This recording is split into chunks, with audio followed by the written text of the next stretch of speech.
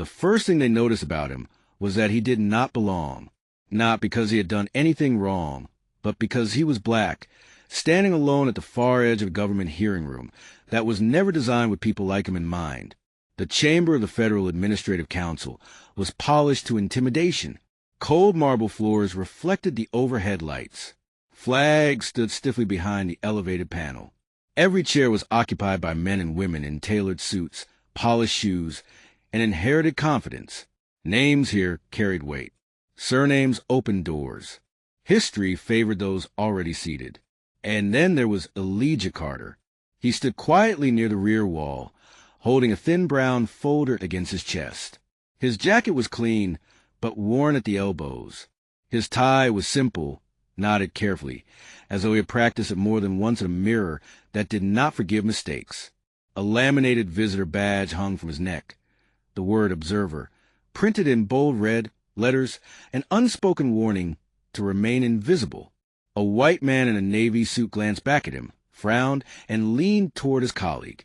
"Why is he back here?" The man whispered, not quietly enough. His colleague shrugged. "Probably media, or maintenance.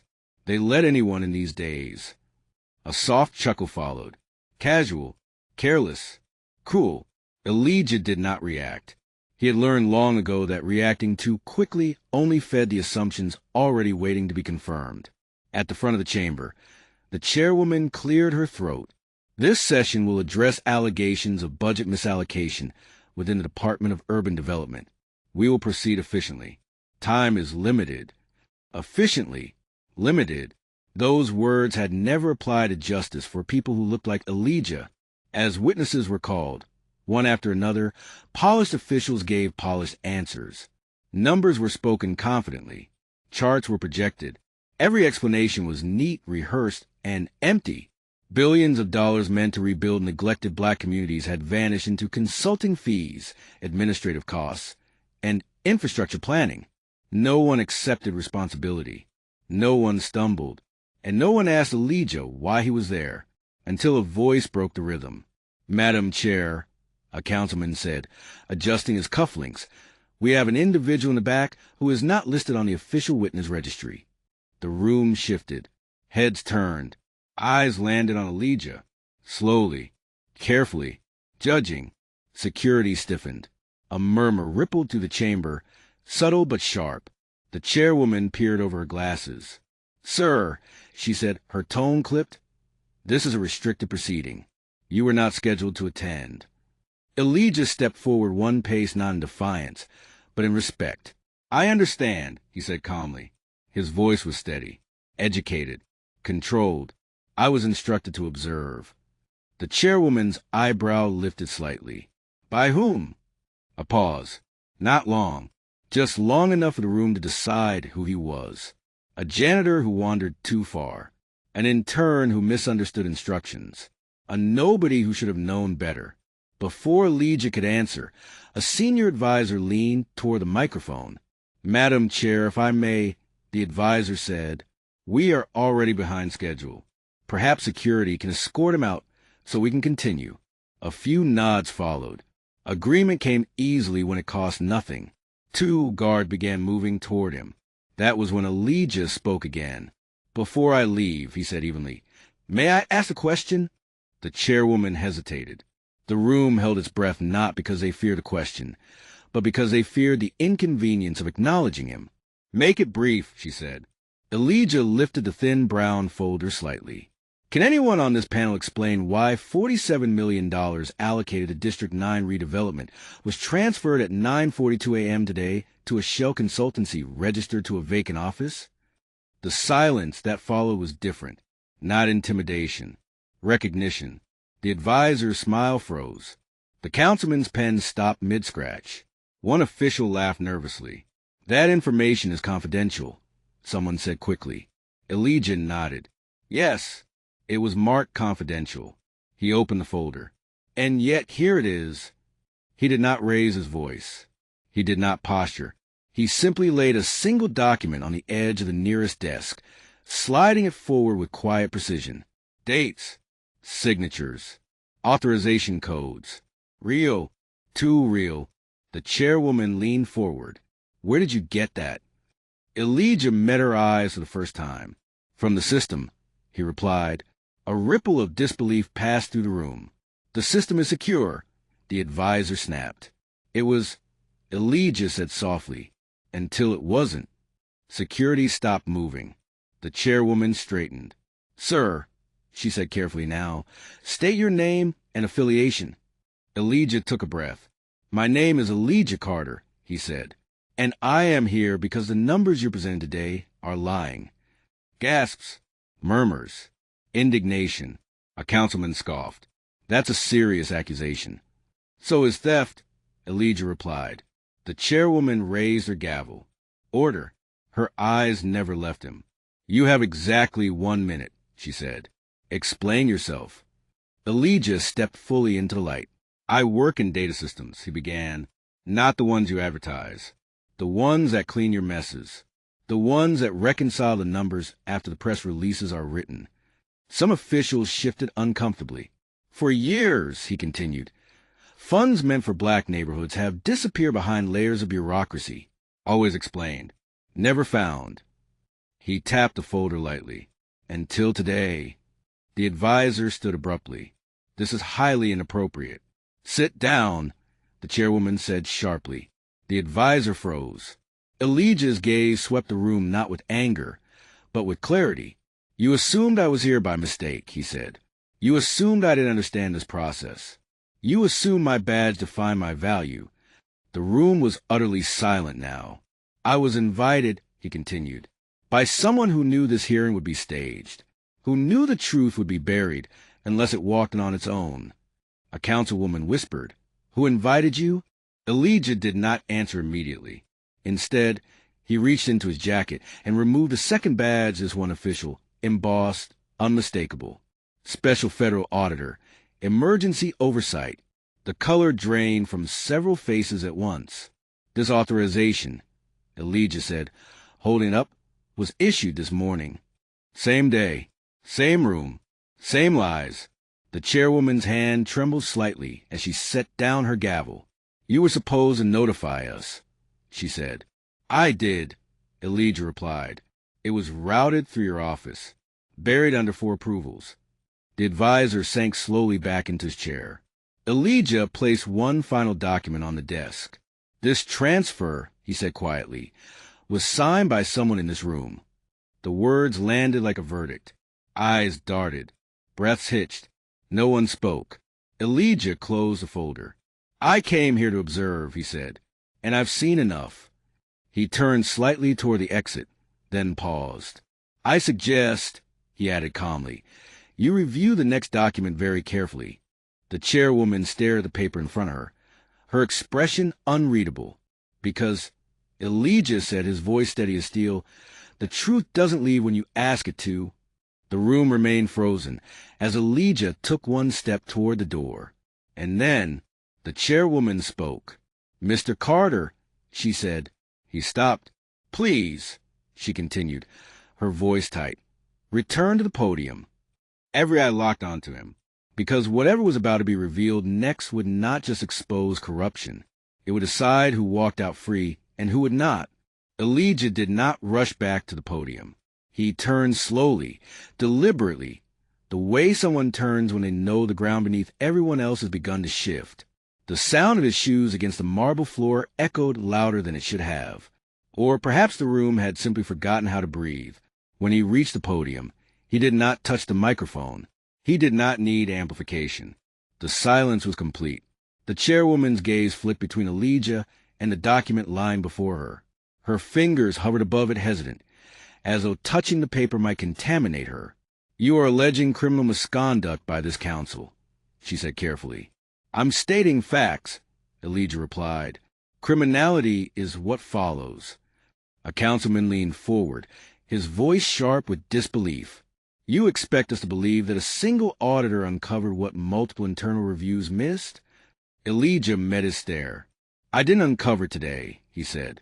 Today is simply when you were forced to look.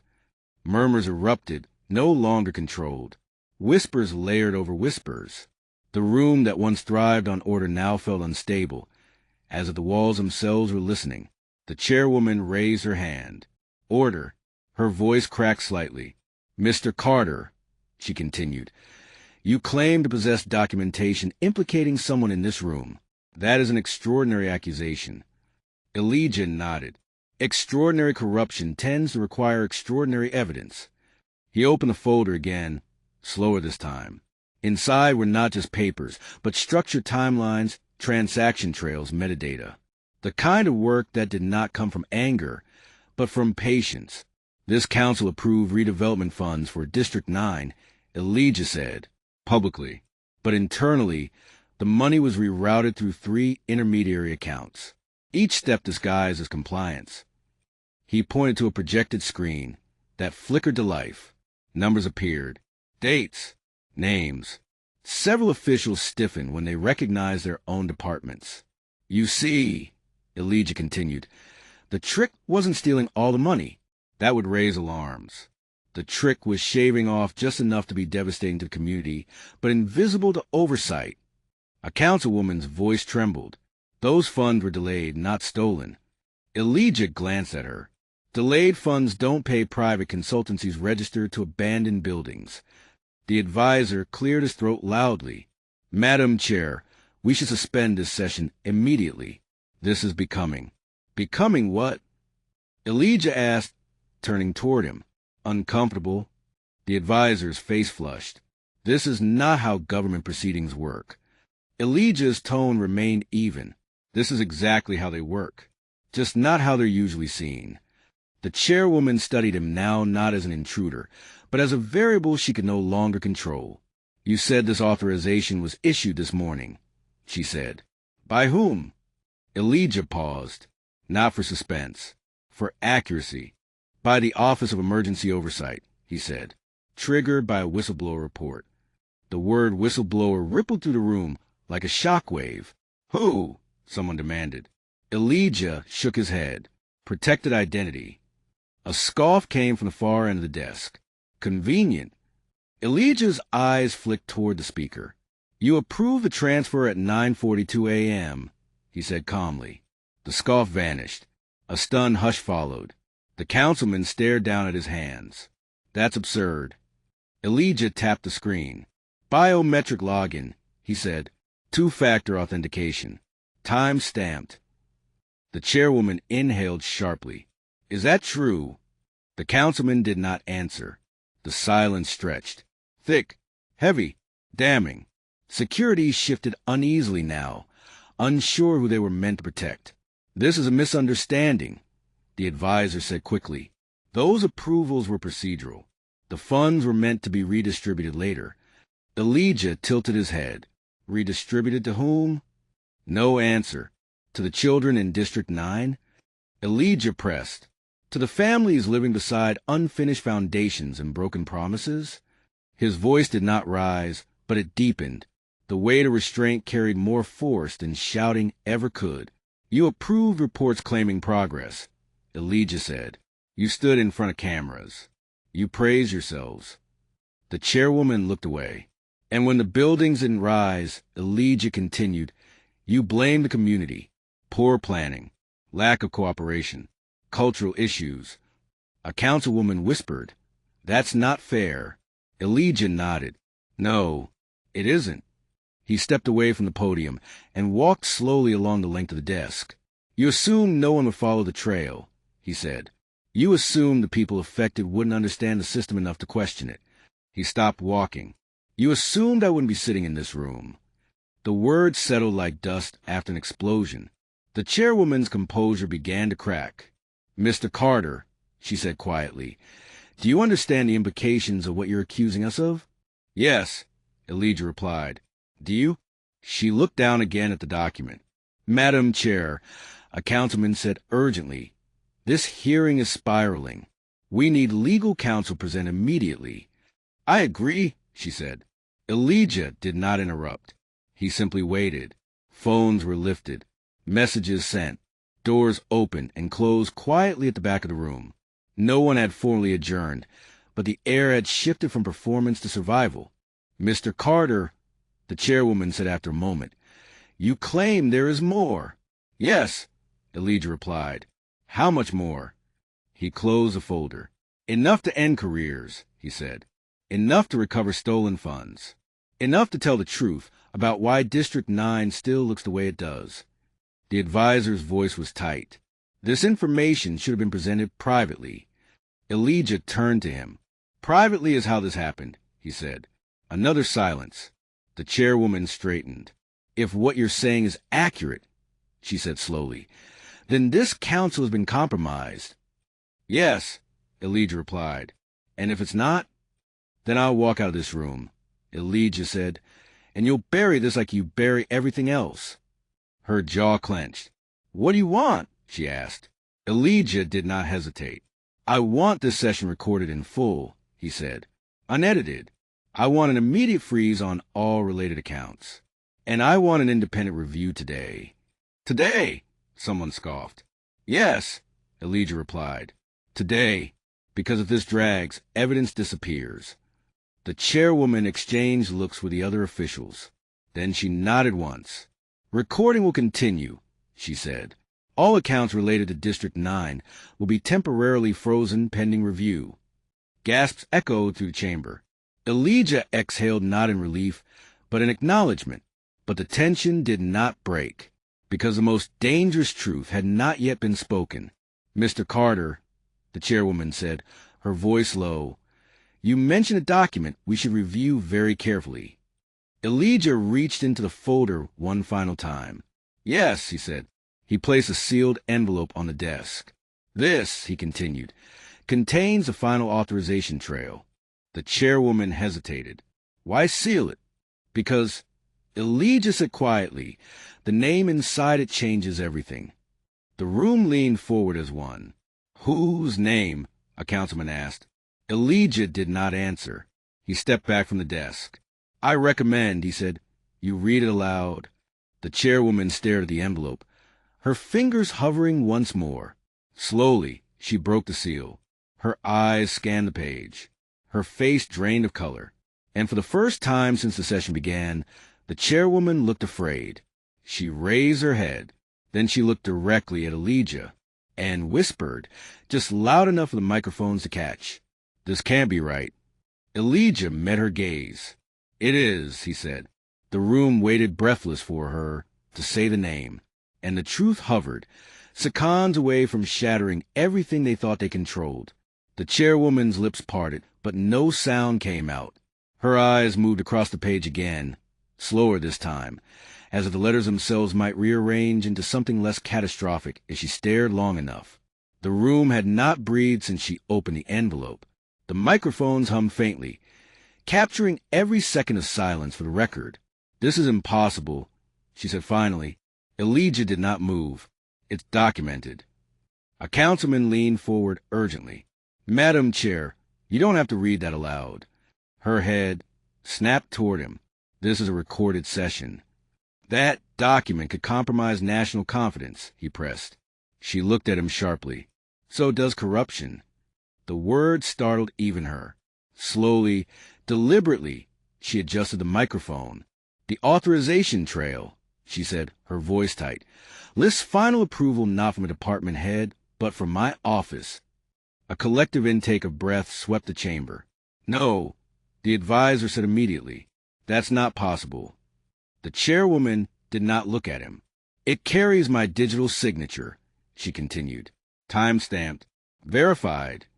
Her hand trembled now, openly. I never approved this, she said. Elijah nodded once. I know.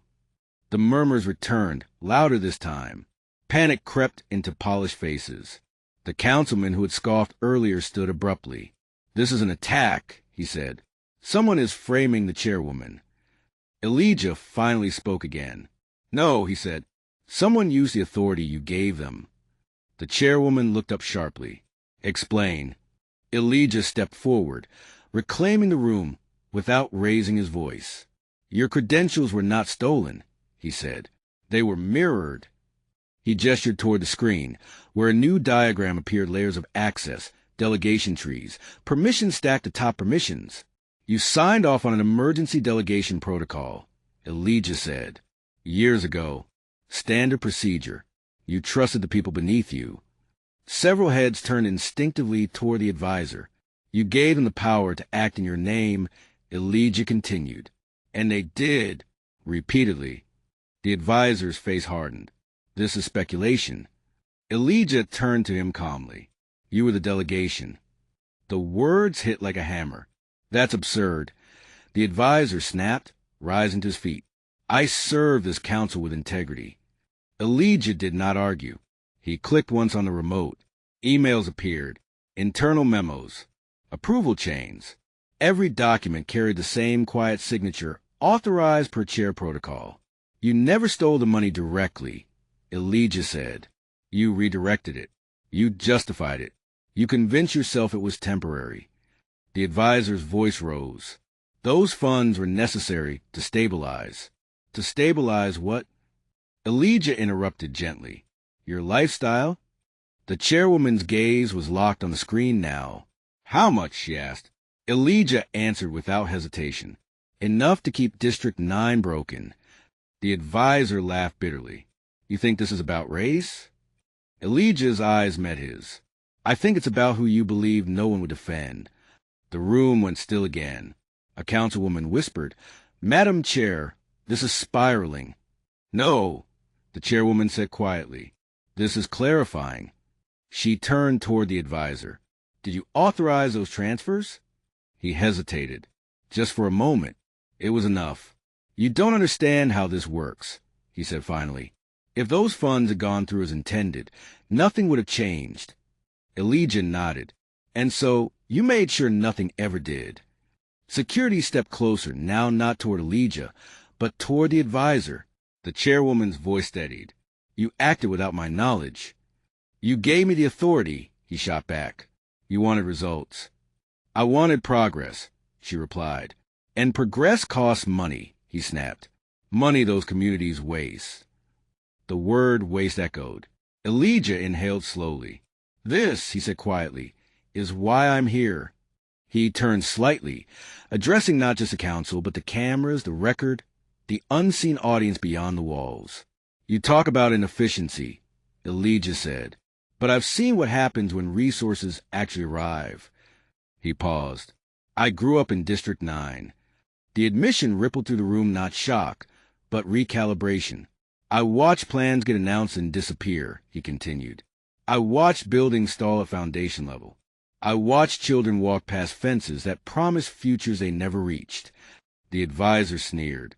So this is personal. Yes, Elijah said evenly. And professional. The chairwoman swallowed hard. Why now? Elijah met her eyes. Because today you were going to prove the final closure. Her breath caught. Closure? Permanent reclassification, Elijah said. District 9 would no longer qualify for redevelopment funding. Several council members stiffened. That was scheduled for later review. Someone protested weakly. Elijah shook his head. The vote was prepared. The language drafted. The decision already been made. The chairwoman closed her eyes briefly. So this hearing, she whispered, was a performance. Yes, Elijah replied, until it wasn't. She opened her eyes again, resolved, replacing shock. This council will suspend. Her sentence was cut off by a sharp knock at the chamber doors. All heads turned. A uniformed officer entered briskly, whispering urgently to security. The chairwoman frowned. What is it? Security leaned close to her ear. Her expression changed instantly. What? She asked. Another whisper. The room waited, tense. She straightened slowly. We have a situation, she said. Elijah's brow furrowed. What kind of situation? The chairwoman hesitated, then spoke. There's been an attempt, she said carefully, to remotely access the council's financial servers. The advisor laughed sharply. See? This is sabotage. Elijah shook his head. No, he said. That's cleanup. The chairwoman turned to him sharply. You expected this? Yes, Elijah replied. That's why the accounts were frozen. Security spoke again. Madam Chair, the access attempt originated from inside the building. Every eye snapped to the advisor. He took a step back. That's ridiculous. Elijah's voice was calm, almost sorrowful. You didn't think I'd come alone, did you? The advisor's face was drained of color. What does that mean? The chairwoman asked. Elijah reached into his jacket, not for documents this time, but for a small device. He placed it gently on the podium. This, he said, is a live mirror.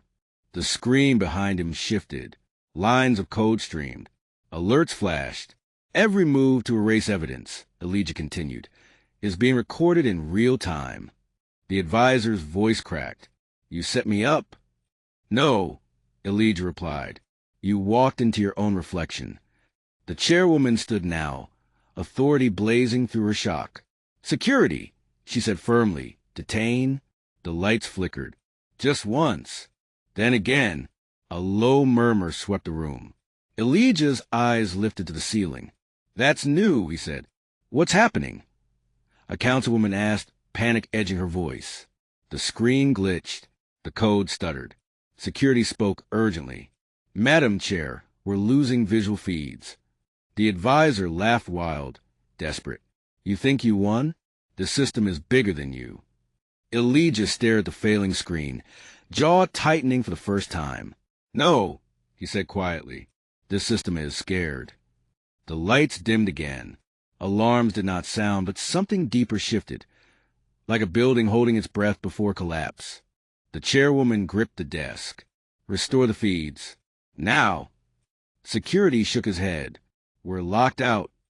Elijah looked up slowly. They're trying to shut this down, he said. Who? Someone shouted. Elijah turned back to the council, his expression grave. The people who taught you this was normal. The room plunged into semi-darkness, and in that moment before the truth could be fully spoken, the power began to slip away. The darkness did not fall all at once. It crept, lights dimmed to a sickly amber glow, enough to see faces but not enough to feel safe. The hum of the chamber, once a symbol of authority, fractured into uneven pulses. Screens froze mid-code. Microphones hissed and cut in and out. The room that had been built to command the nation now struggled to command itself. The chairwoman stood, palms flat on the desk. Everyone remain where you are, she ordered. Her voice carried, but the confidence behind it was under siege. Security moved instinctively, spreading out, hands hovering near radios that no longer responded. The advisor stood rigid, eyes darting from the failing screens to Elijah, then to the exits. This is what accountability looks like, he spat. Chaos. Elijah remained at the podium, steady. No, he said quietly. This is what resistance looks like when it realizes it's been seen. Another flicker, this time longer. The screens behind him went black. Then one terminal blinked back to life. Green text. Clean. Controlled. Elijah's. He exhaled, slow and measured. They didn't expect redundancy, he said. They never do. The chairwoman turned sharply. Explain. Elijah did not look away from the screen. When power hides truth long enough, he said, it forgets how many people keep it running. Lines of text resolved into a familiar interface, financial ledgers, live backups, mirrored in real time. Gasps rippled through the chamber. You froze the accounts, Elijah continued. That forced them to act, to erase, to cover. The advisor scoffed weakly. You're bluffing. Elijah tapped a key. A timestamp appeared. Then another. Then a cascade of attempted overrides blocked, logged, preserved. Every unauthorized access attempt, Elijah said, is now archived. The chairwoman's shoulders squared. Can this be transmitted externally? She asked. Yes, Elijah replied. Already is. Her eyes widened. To whom? To oversight bodies you can't influence, Elijah said, and to the public record. The advisor lunged forward. You don't have the authority. I do. The chairwoman cut in sharply. She turned to security. Detain him. Now. The advisor backed away. You're making a mistake. No, she said, voice unwavering. I've been making them for years. Security moved decisively. The advisor struggled, shouting protests that fell flat against the weight of evidence scrolling silently behind him. As he was restrained, he locked eyes with Elijah. "You think this ends something?" he sneered. "You think you've changed the system?" Elijah met his gaze without hatred. "I think I've changed who gets to pretend they don't see it." The advisor was escorted out, his footsteps echoing until the doors closed with a final metallic certainty. The room stood stunned. The chairwoman turned back to Elijah. "You said this was clarifying," she said. "What happens now?" Elijah stepped back on the podium, not retreating, but making space. "Now," he said, "you choose." She frowned. "Choose what?" "Whether this ends as exposure," Elijah replied, "or as repair." She looked around the chamber at the council members avoiding eye contact, at the screens displaying truths they had buried, at the cameras recording everything. "District 9, she said quietly. "Can the funds be recovered?" "Yes," Elijah answered. "Most of them." "And the reclassification vote?" "Nullified," he said. "If you act now." She nodded once, decisively. "Then this council," she announced, voice firm, "will initiate immediate restitution. District 9 redevelopment funding will be restored and protected under independent oversight."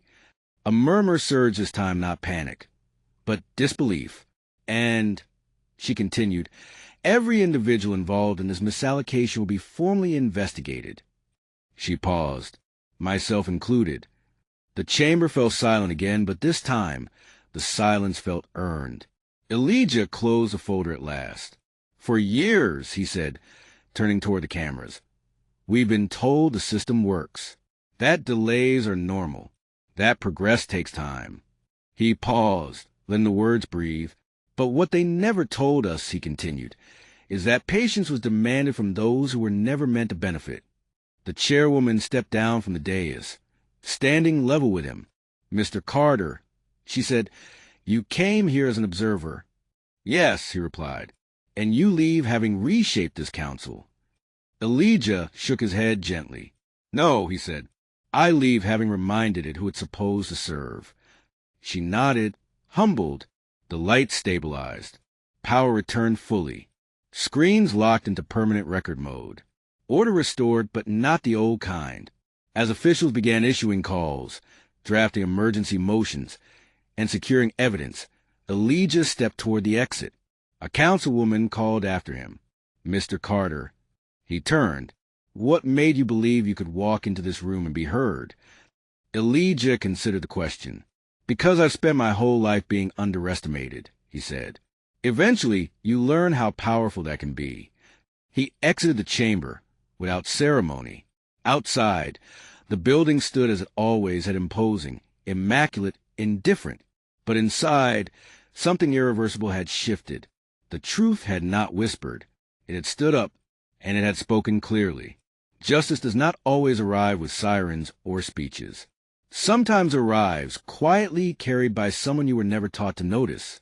Equity is not a gift. It is a correction. And dignity is not something granted by power. It is something power is forced to recognize. They underestimated him because of his race, dismissed him because of his position, ignored him because the system taught them they could. But the truth has a way of walking into rooms that never planned for it. If this story made you think, if it made you uncomfortable, if it made you see the world a little more clearly, like this video, subscribe to this channel, share it with someone who needs to hear it, and leave a comment, because your voice matters too. This is the truth they never told us. And now you know.